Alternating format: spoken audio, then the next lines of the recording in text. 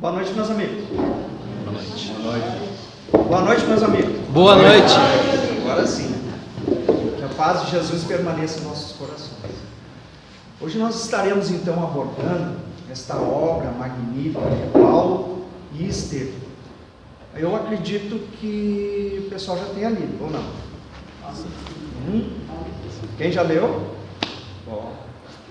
Bom, então eu acredito que depois da fala de hoje, os que não puderam ler ainda vão procurar se debruçar um pouquinho mais sobre esse assunto que é muito interessante. Até porque nós vamos trazer algumas falas, alguns slides, algumas lições de Paulo, e ela não contempla tudo aquilo que ele quis nos dizer. São apenas referências para a nossa reflexão. Então ela é baseada nesta obra de Francisco Cândido Xavier, Paulo e Estevão.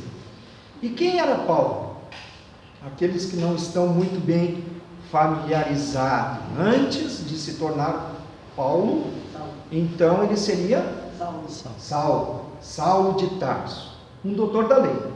Nascido em Tarso, educado pelos mais importantes fariseus da época.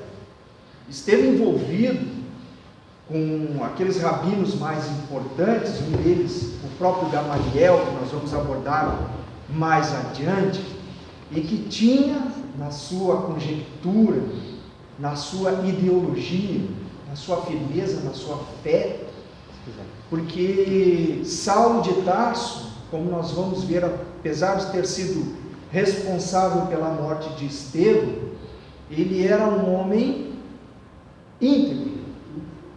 Ele era um homem íntegro, tanto que quando Jesus o chamou, aproveitando-se da sua integridade moral, ele deu continuidade, compreendendo toda aquela força moral de Jesus, que aos poucos ele foi colhendo ali com Abigail, com o próprio enfrentamento de Estevão, que lhe calou muito na consciência, segundo a obra, o posicionamento de Gamaliel, que aos poucos foi formando neste companheiro a extensão de quem seria Jesus. Então, à época ele reagiu veemente contra as afirmações de Jesus e todos os seus discípulos. O primeiro registro da atuação de Saulo de Tarso nós vamos encontrar na própria execução de Estevão. O registro conhecido, porque pela obra nós vimos a sua caminhada bem antes. Um pregador da mensagem do Cristo, Estevão, poucos anos depois da morte pública de Jesus. Saulo apoiou, participou da morte de Estevão, acreditando sinceramente que aquele homem, então, como ele se posicionava, como ele falava, e tinha o dom da oratória, e tinha a força da sua expressão, no acreditar em Jesus, no falar de Jesus, que ele então, por não compreender Saulo, por não compreender Jesus, por não compreender Estevão, foi o responsável porque entendia ser um inimigo de Deus. Continuou sua campanha contra a nova religião, até porque no momento do apedrejamento e da morte de Estevão, para quem lembra da obra, ele naquele confronto com a noiva dele, que seria Abigail, que era irmã de Estevão, Gesiel, no caso, ele conhecia ali pelo nome, ele sabia que Gesiel era irmão de Abigail, de quem ele se tornara noivo. Não sabia que Estevão seria o mesmo Gesiel. Compreendeu tudo isso no momento derradeiro da sua morte, pelo apedrejamento proposto por ele. Ele achou seu dever, como judeu fiel, fosse a perseguição dos cristãos, porque a noiva, então, ali se desmanchara o compromisso, pela extensão do fato em si. Então ele culpava cada vez mais aquele Jesus, que então teria, segundo a percepção dele, provocado tudo isso. Não mediu esforço para cumprir esse papel de perseguição, ameaçava, prendia, os próprios discípulos na casa do caminho, por várias vezes, ele esteve lá, os prendeu.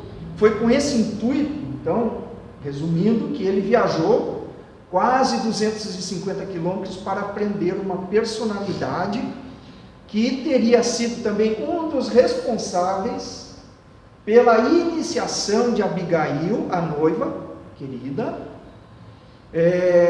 com Jesus, levando a autorização dos principais líderes dos judeus. Está dando para entender o pessoal que não leu a obra ou está complicado? Muito bem. Então, nós procuramos extrair, não todas, algumas importantes lições dessa história de Paulo para nós, os espíritas, para o nosso trabalho na casa espírita, para a nossa atuação no movimento espírita.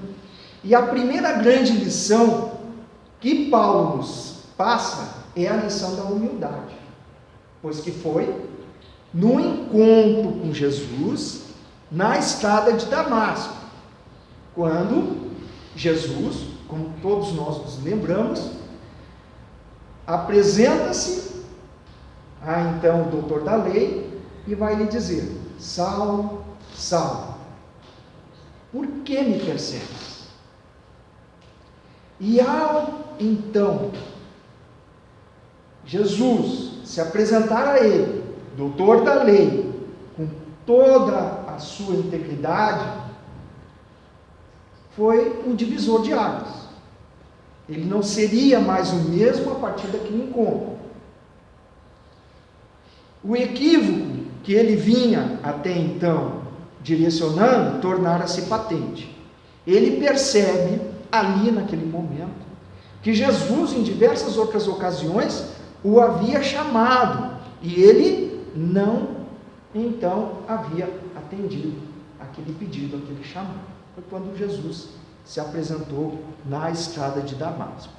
Dentre esses chamados, esses chamamentos em que Jesus lhe proporcionava, ele vai lembrando de algumas delas, nas palavras lúcidas e firmes da fé do pregador Estevão, que seria Gesiel.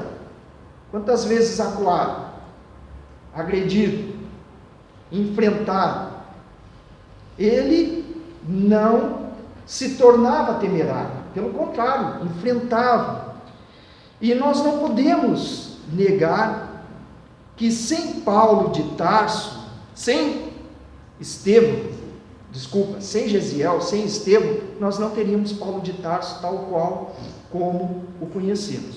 Quando forçado a discussão, ele vai dizer: a paz difere da violência, tanto quanto a força do Cristo diverge da voz. Olha que expressão. Então o doutor da lei, com todo o seu poder, com toda a sua imposição, contra aquele que seria inimigo de Deus, seguidor de Jesus, o que ele fez? Baixou a cabeça? Disse que não?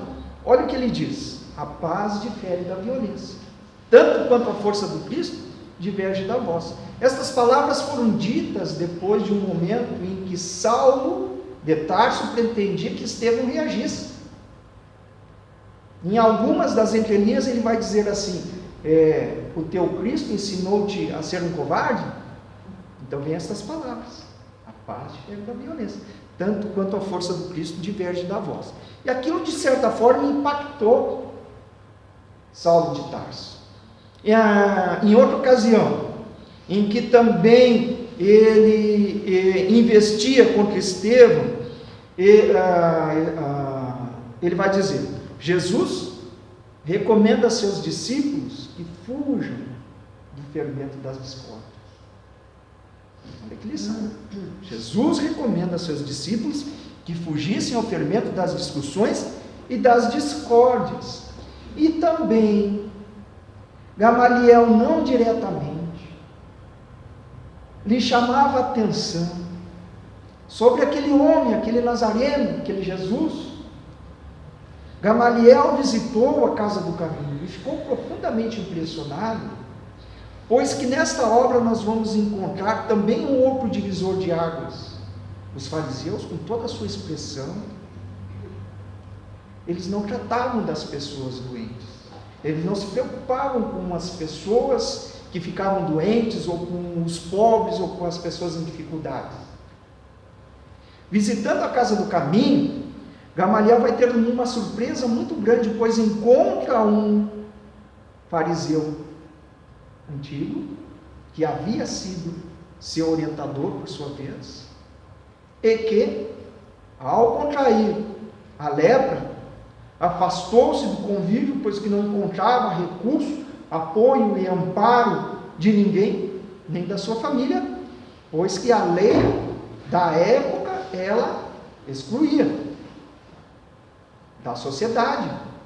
Era inclusive retirado do chamado livro dos vivos, não pertencia mais à sociedade quem adquiria a doença.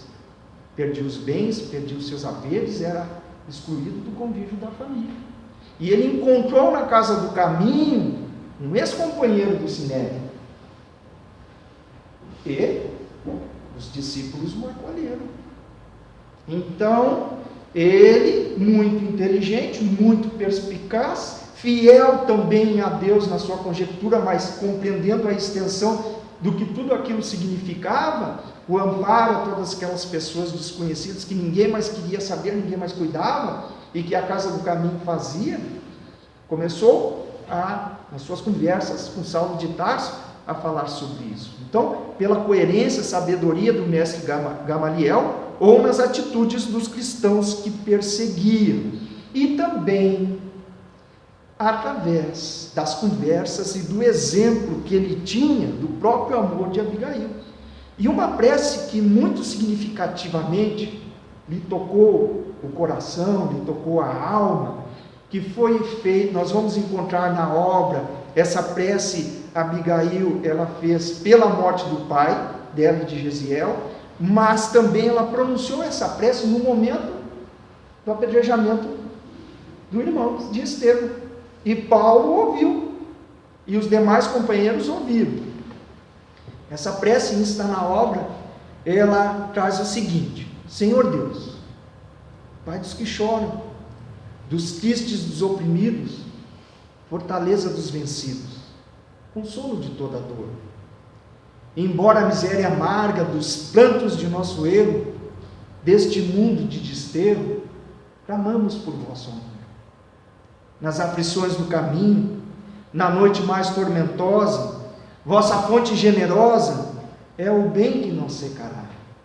Sois, em tudo, a luz eterna, da alegria e da bonança, nossa porta de esperança que nunca se fechará. Quando tudo nos despreza no mundo da iniquidade, quando vem a tempestade sobre as flores da ilusão, ó Pai, sóis a luz divina, o cântico da certeza, vencendo toda aspereza, vencendo toda aflição.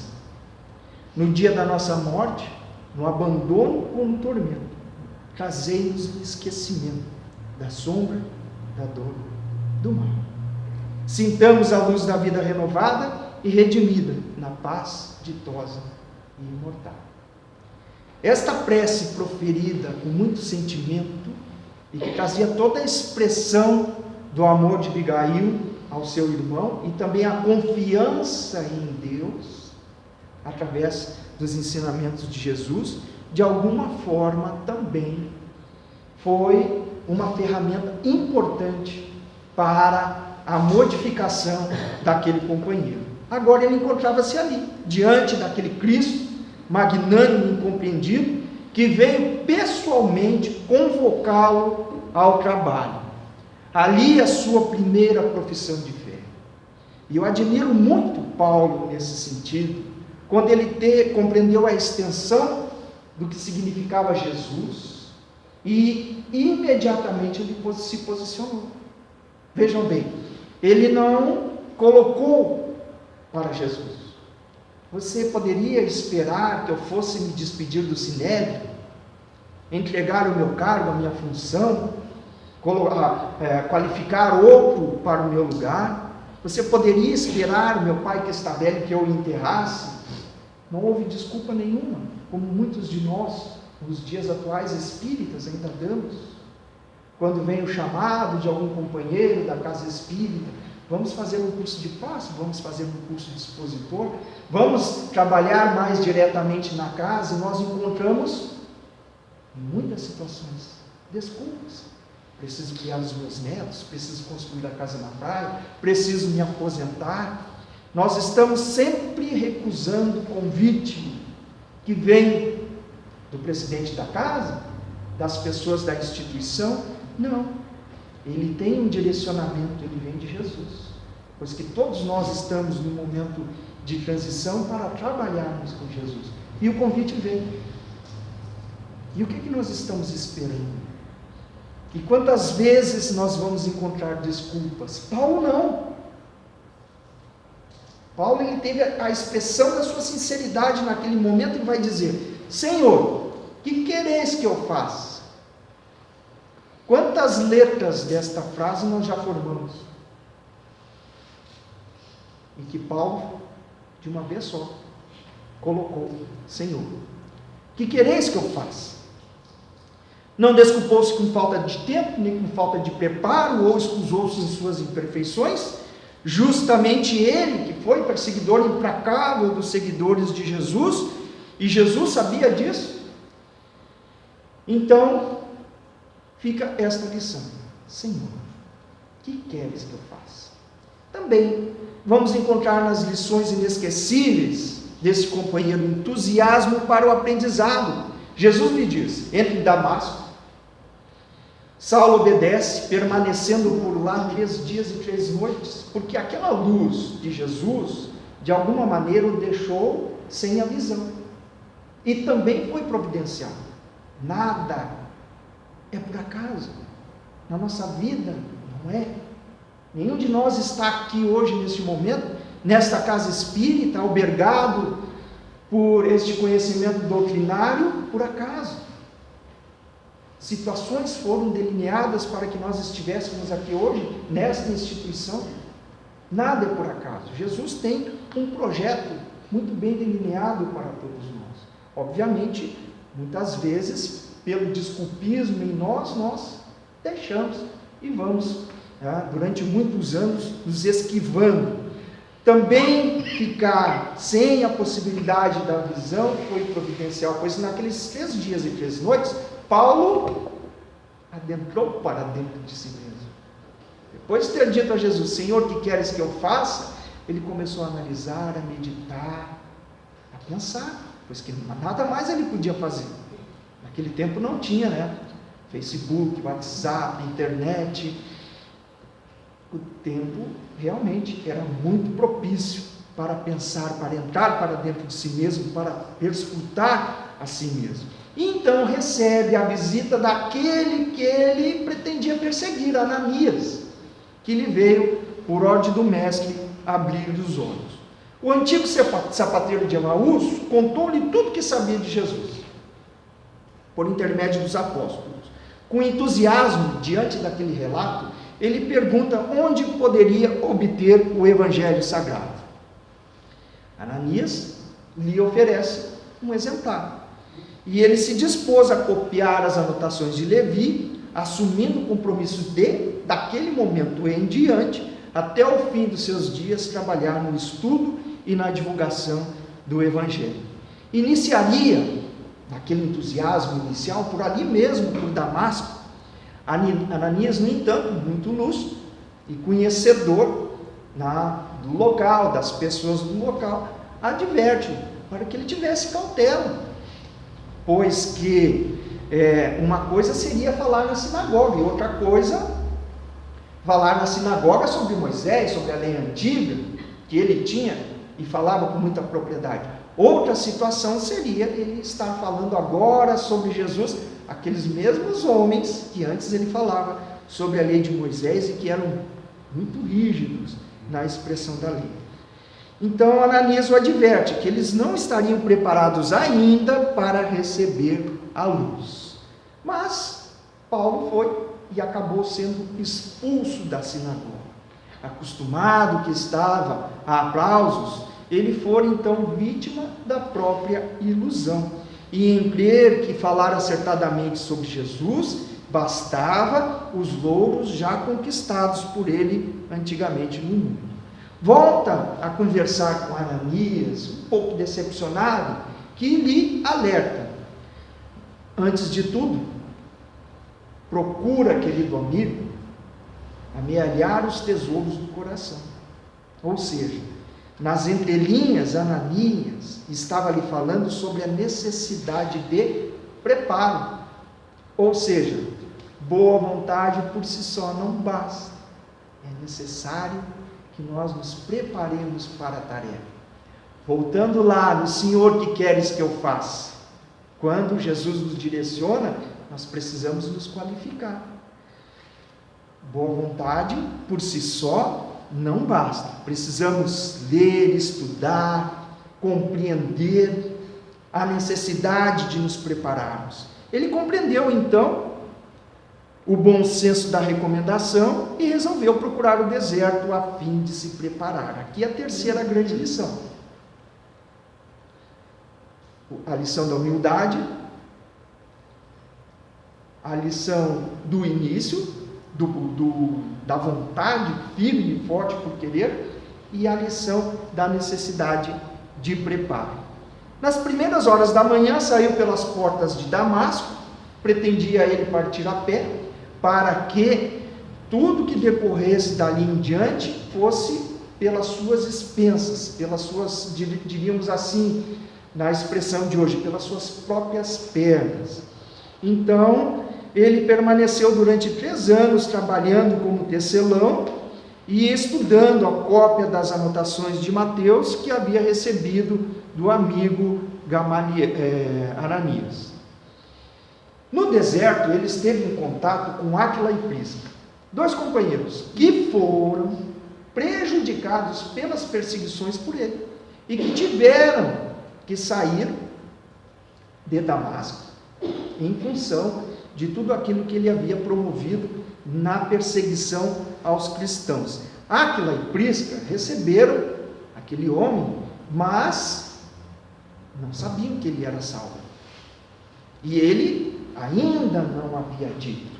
No entanto, ele aqui descobriu uma outra grande lição, que também serve para nós, do amor aos inimigos. Pois que nas conversas com Áquila e Prisca no deserto, ele veio a tomar conhecimento de que ele, Saulo, quando invadiu a casa do caminho e provocou a prisão de Pedro, Tiago e os demais discípulos, depois de tudo, eles oravam por Saulo. Eram presos, eram ofendidos, eram machucados, e eles oravam por ele. Aquilo levou-os a lágrimas, e os pedidos e a impossibilidade de atender a todos, recebe a visita de Jesus, mais uma vez, uma expressão muito carinhosa, em atendimento à prece que ele havia feito, e vai lhe dizer: não temas, dizia a voz, prossegue ensinando, e não te cales, porque estou contigo. Poderás resolver o problema escrevendo a todos os irmãos em meu nome. Surge aqui as cartas de Paulo. Doravante, Estevão permanecerá mais junto de ti, transmitindo os meus pensamentos. Assim, então, inicia-se esse movimento das cartas imortais, cuja essência espiritual provinha de Jesus, pela ferramenta de Estevão, através desse companheiro, então, que nós poderíamos dizer que era o verdadeiro psicógrafo de Estevão, através da contribuição amorosa deste companheiro. Também nos traz a lição do combate ao orgulho. Nós não somos orgulhosos, não. Somos. Nós espíritas. Não? Será que em algum momento a gente não se sente um bom palestrante, um bom facilitador, bom presidente de casa? Será? Um bom espírita? Às vezes a gente observa alguns companheiros dizendo assim: mas ele não é espírita. Então, ali está um pontinho de orgulho e de egoísmo. Eu sei, você não sabe. Lá no momento de retornar à pátria espiritual, eu não vou ter tantas dificuldades assim, porque eu conheço, eu estudo. Quem sabe você terá. E aí nós nos deparamos com uma obra maravilhosa, muito boa também aos espíritas, que se chama Volteio, de irmão Jacob. Alguém que foi, durante mais de 40 anos, um tarefeiro, chegou a presidir interinamente a Federação Espírita Brasileira no Rio de Janeiro, Frederico Flinger, sob o pseudônimo de irmão Jacob. E ele nos relata lá, que não é pelo fato de ter conhecimento que nós estaremos muito bem obrigados à chegada no mundo espiritual. O processo desencarnatório de irmão Jacob perdurou por 32 horas seguidas. Leiam lá, aproveitem e leiam. 32 horas seguidas. Então, se a gente acha o corpo tomba e nós já estamos aqui, será que vai dar tempo de assistir a próxima palestra?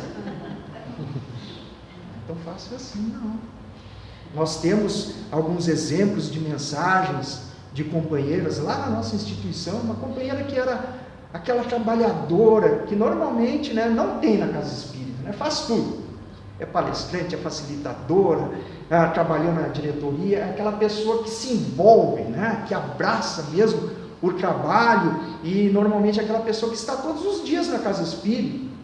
Nós tínhamos uma companheira dessa, desencarnada há mais de 30 anos, que trouxe uma mensagem, dizendo assim: pense vocês, que o fato de termos muito conhecimento sobre o lado de cá, que estaremos bem ao chegarmos aqui. Como eu era, e aí ela nos trouxe uma lição muito grande, como eu era muito organizada, a espiritualidade me deixou, depois de 10 anos, me preparando, a organizar a fila com as pessoas que chegam na casa espírita para serem atendidas.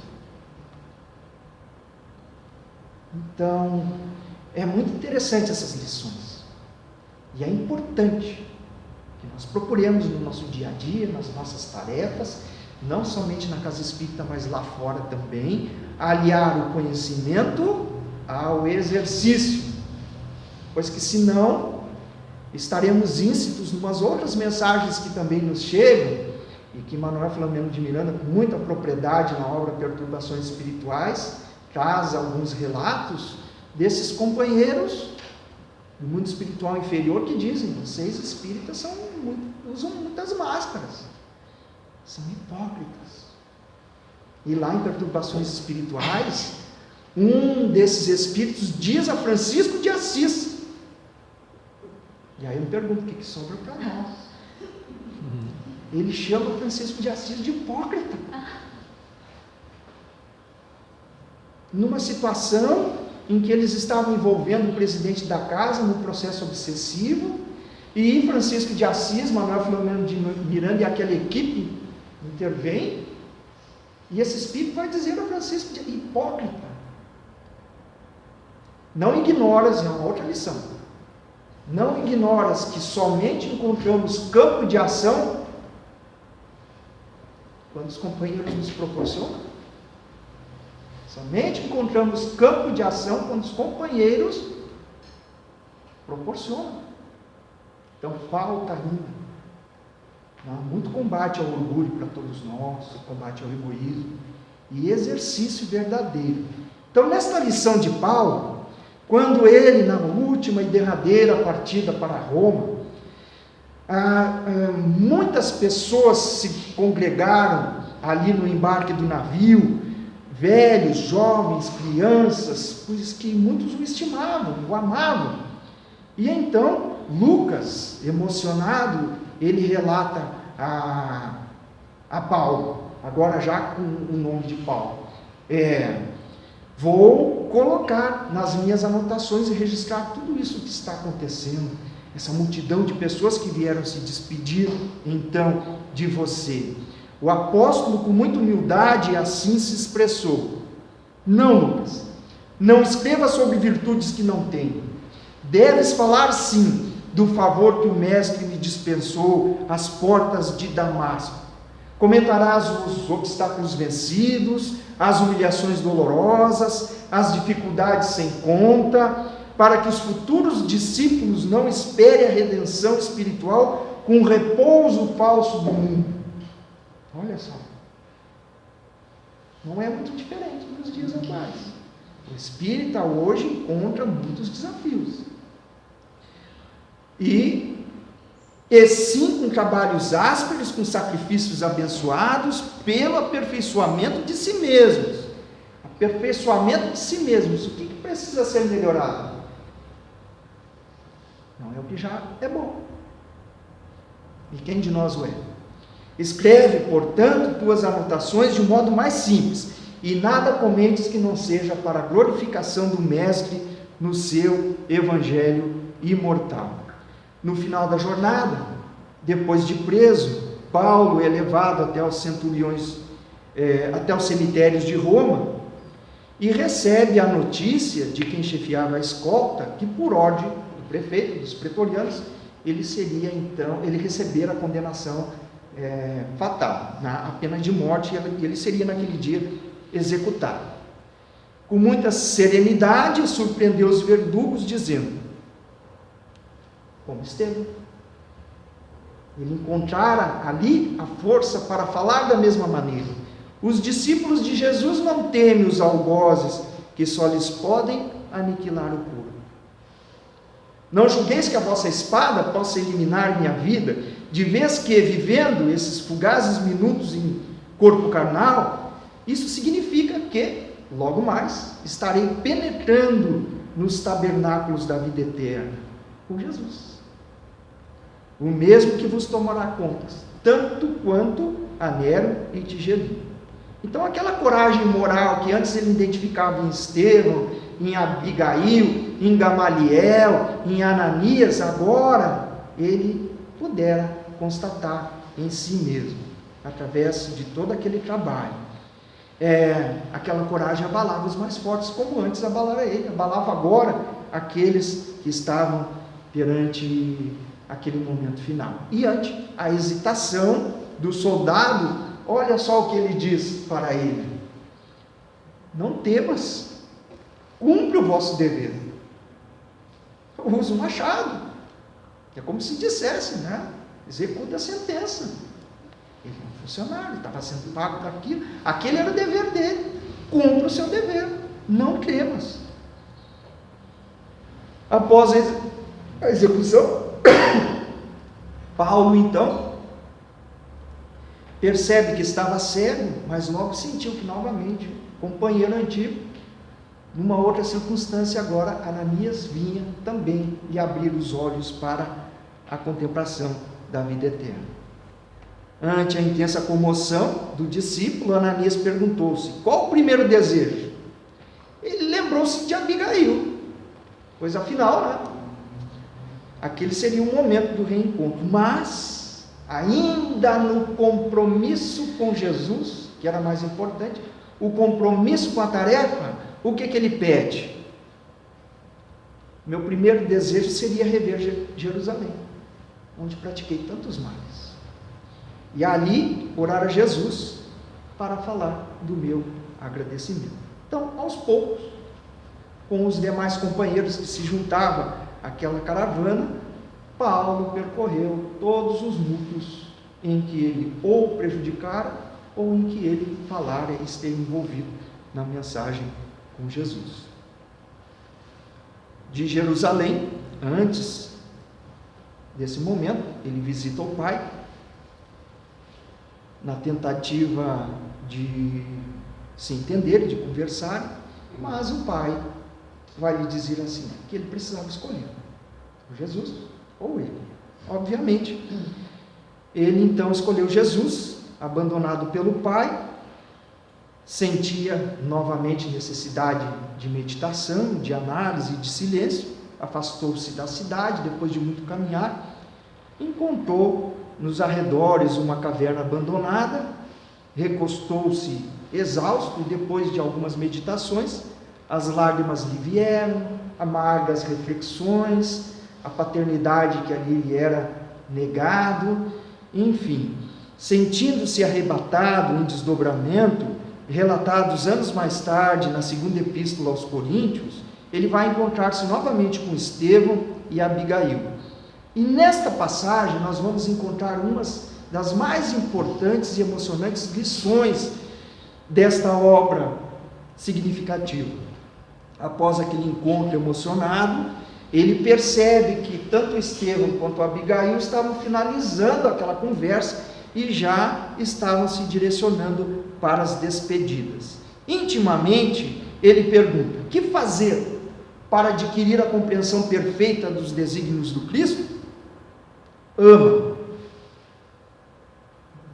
respondeu Abigail espontaneamente. Mas como proceder de modo a enriquecermos na virtude divina? Jesus aconselha o amor aos próprios inimigos. Entretanto, considera Paulo, quanto difícil deveria ser semelhante realização. Como fazer para que a alma alcançasse tão elevada expressão no esforço com Jesus Cristo? Trabalha. Esclareceu a noiva amada. Abigail tinha razão. Era necessário realizar o aprimoramento individual. Continua. Que providências adotar contra o desânimo destruidor? Espera. Confia, disse ela. Saulo considerou que a esperança fora sempre a companheira dos seus dias mais ásperos. Mas os homens, os israelitas agarram-se à lei de Moisés, intensificando o regime de hipocrisias. Os seguidores do caminho aproximavam-se novamente das sinagogas, fugindo dos gentios, submetiam-se rigorosamente aos processos de circuncisão. Abigail disse-lhe com mais ternura a indicar as despedidas, acentuando: perdoa. Então, a partir daquele momento, ele acreditava que renascia, que era um outro momento importante para uma existência muito diversa, e comprometeu-se a guardar para sempre o lema de Abigail: amar, trabalhar, esperar, confiar e também perdoar. O exercício que cabe a todos nós. Seriam seus companheiros inseparáveis, cheios de dedicação por todos os seres, aguardaria as oportunidades que Jesus lhe concedesse, abstendo-se de provocar situações, e nesse passo saberia tolerar a ignorância ou a fraqueza alheias, consciente de que também ele trazia um passado que precisava trabalhar. De agora em diante, outra frase magnânima de Paulo: sou também escravo, não mais me pertenço a mim mesmo, sou servo de Jesus. É a fortaleza da sua expressão. E quem de nós pode afirmar isso com a convicção que Paulo tinha? Quem de nós é escravo de Jesus? Na expressão da palavra. Então são lições muito significativas. Paulo de Tarso participou da equipe do Espírito de Verdade nas mensagens da codificação do Evangelho segundo o Espiritismo, nos capítulos 10, o item 15, sobre o perdão. Então, não só aprendeu, mas aprendeu a lição e participou da própria codificação com uma mensagem muito significativa em 1861 sobre o perdão. E também no capítulo 15, no item 10, fora da caridade não há salvação, em Paris, em 1860. Lembram dessa mensagem? Ainda que eu fale a língua dos homens, sem amor, eu nada sou. Também respondendo à questão de número 1009 de O Livro dos Espíritos, a respeito da eternidade das penas, juntamente com as dissertações de Santo Agostinho, Lamennais e Platão. E o que Paulo, então, pode proporcionar aos espíritas? A todos os espíritas, Jesus envia, basta que nós possamos reconhecer quem são essas figuras na nossa vida, no nosso direcionamento, no nosso dia a dia. um Estevão para falar a razão, uma Abigail para tocar o coração, um Gamaliel para ensinar a sabedoria divina, um Ananias para abrir-nos os olhos. Também confia as tarefas de consolo aos filhos do Calvário, a fim de que cada um possa fazer a sua autotransformação. E mesmo que ainda exista um abismo de distância entre nós e Jesus, entre nós e Paulo, poderemos dizer também, sempre teremos os melhores recursos para transpor as sombras do mundo e ir ao encontro do Mestre que em alguma encruzilhada da vida veio ao nosso encontro. O Cristo espera que ouçamos o seu chamado. Tomemos a nossa cruz e sigamos os seus passos até ao fim dos nossos dias, sempre perguntando, procurando formar essa frase tão significativa que foi para Paulo e que deve ser a expressão da nossa força de vontade. Senhor, o que queres que eu faça? Que trabalhemos nisso, pois nenhum de nós está aqui por acaso, não no momento de transição. Jesus conta conosco e Ele nos chama constantemente. Ele já deu o primeiro sinal, o primeiro chamado, antes de reencarnarmos, pois que se estamos no momento de transição, em que o nosso mundo está deixando de ser um mundo de provas e expiações, para se tornar um mundo de regeneração, nós renascemos no meio desse processo. Jesus já nos deu uma tarefa, Jesus já nos chamou ao trabalho, antes mesmo de renascermos, e aí chegamos e muitas vezes nos acomodamos, e deixamos de atender o significativo chamado de Jesus. Para a transformação do mundo? Sim, também. Mas antes disso, para a transformação nossa, a transformação moral da humanidade. Então, é necessário que, atento às lições de Paulo, possamos também amar, trabalhar, confiar, esperando, confiando e perdoando a tudo e a todos, nos qualificando na tarefa, fazendo o exercício de humildade, combatendo o orgulho e o egoísmo, termos sim essa alegria, esse amor, esse prazer de estar envolvido com as tarefas a que somos chamados na casa espírita, nos preparando obviamente para isso, pois que em cada entrelinha, em cada cadeira que arrumamos ou para o chá, ou desarrumamos para que o salão fique pronto, nós estamos colocando ali e formando as palavras: Senhor, o que queres que eu faça? O amor à casa, o amor à causa, o amor a Jesus, que deve ser muito significativo para todos nós. Então, quando retornarmos à pátria espiritual, muito provavelmente os amigos espirituais estarão nos aguardando, nos perguntando, nos cobrando: então, como é que foi? Como se dissesse, cumpriste o teu programa? E a gente possa efetivamente dizer: olha, eu cumpri 100%, tá? Mas que não baixe de 80%, por favor, tá? Que fiquemos mais ou menos nesta faixa, trabalhando incansavelmente para que atingimos a meta a que nos propomos lá na pátria espiritual. Muito obrigado, queridos amigos, por esta noite em que, revendo as lições, eu repasso a vocês, mas também aprendo, e muito, pois que em cada apresentação a gente também vê de um ângulo diferente e muitas vezes vem lembranças e percebe situações que muitas vezes não nos tinham ocorrido.